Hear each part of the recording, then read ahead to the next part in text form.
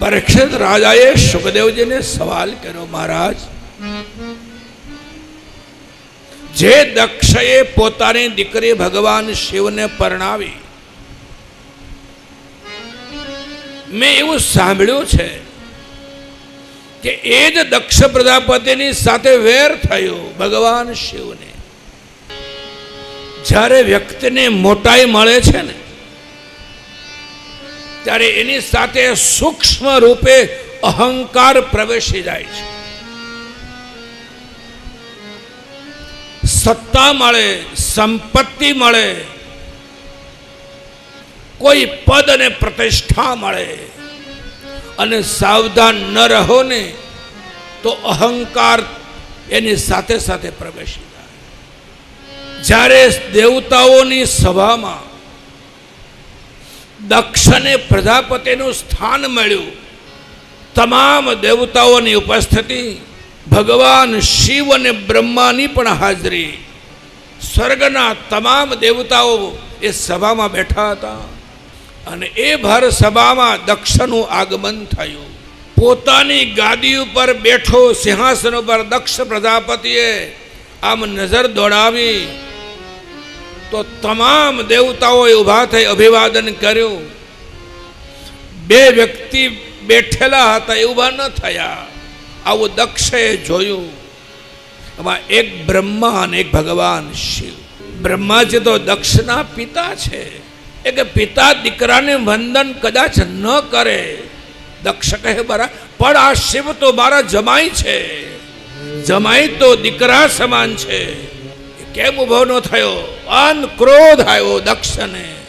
ભર સભામાં શિવજીનું અપમાન કરવા લાગ્યો. દક્ષ, અમારી દીકરીને લાયક નથી, મેં લાયક સમજી અને મારી દીકરી પરણાવી. સ્મશાનમાં રેડારો, ભસ્મને ચોળનારો, દિશાઓના વસ્ત્રને ધારણ કર, આવી અનેક ગાળો દક્ષ ભગવાન શિવને દેવા લાગ્યો. શિવ સમાધિમાં લીન હતા. પોતાના ઇષ્ટ રામનો જપ કરતા હતા. એને કંઈ ખબર નથી કોણ આવ્યું, કોનું અભિવાદન છે. અપની મસ્તી મેં લીન. પણ જ્યારે ભર સભામાં દક્ષને ગાળો દેવા લાગ્યો, ભગવાન શિવ તો સમાધિમાં હતા. એના ગણ નંદીથી સહન ન થયું. ઓ દક્ષ પ્રજાપતિ, મારા માલિકને ગાળ દેવાનું બંધ કર, એની નિંદા કરવાનું બંધ કર. નંદીશ્વરે હાથમાં પાણીની અંજલિ લીધી. જે મુક્તિ મારા માલિકની નિંદા કરી છે, થોડા જ સમયમાં આ ધડ અને મસ્તક જુદા થશે. શ્રાપ આપી દીધો નંદીએ. શ્રાપનો અવાજ થયો. શિવની સમાધિ છૂટી ગઈ. બેટા, કોને શ્રાપ આપ્યો? બોલે તમને ગાળો આપે છે. કોણ? બોલે દક્ષ. આપણે શ્રાપ ન અપાય, આપણે આશીર્વાદનો જીવ છીએ. ભર સભામાં શિવજી વિદાય થયા. એણે તમામ દેવતાઓને એને એલાન કર્યો કે હવે પછી તમારે ઘરે કોઈ પણ પ્રસંગ કરો, શિવજીને નિમંત્રણ નહીં આપવાનું. યજ્ઞ કરતા ઋષિઓને કહો કે તમે યજ્ઞ કરોમાં શિવજીની સ્થાપના નહીં કરવાની. ભર સભામાં દક્ષ પ્રજાપતિ શિવની નિંદા. એ કૈલાસમાં પોતાના ઘરે આવ્યા.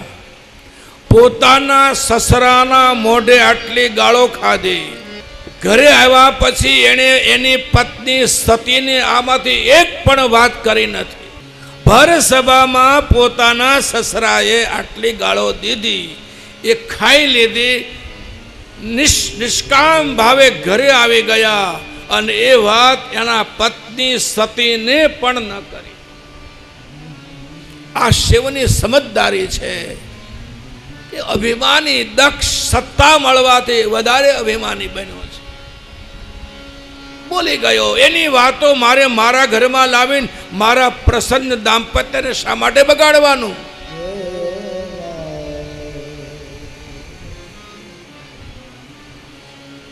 શિવજીના જીવનમાંથી આવી અનેક વાતો શીખવા મળે છે.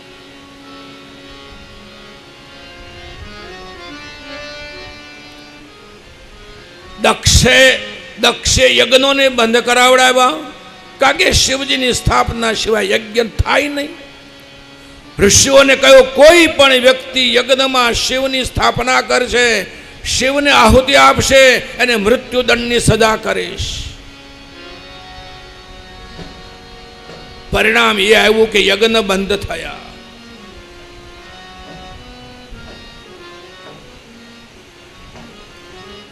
છતાંય શાંતિ વળી નહીં. હવે એમ નહીં, હું યજ્ઞ કરું, તમામ દેવતાઓને બોલાવું અને એને બતાવું કે શિવની સ્થાપના વિના યજ્ઞ થાય છે. મેરે ભાઈ બહેન, વેરથી વેર વધે છે, વેરથી ઝેર વધે છે, વેરથી વેર શમતો નથી.